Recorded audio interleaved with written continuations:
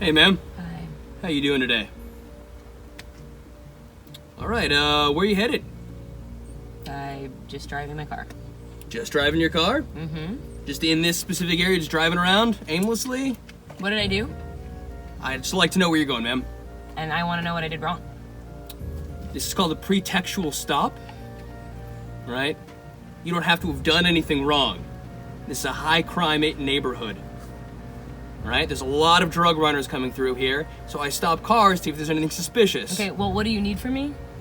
I need to know where you're going. That's not really any of your business. What do you need? My business is stopping crime.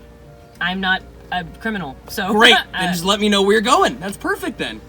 Can I heading to work? help you with something? Is there something I can, what do you need? You know what? I'd love to see your license and registration. Okay. You know, what are you reaching for? My license and registration. Great, do it slowly, please. There we go. There we go. Okay. One hand, thank you.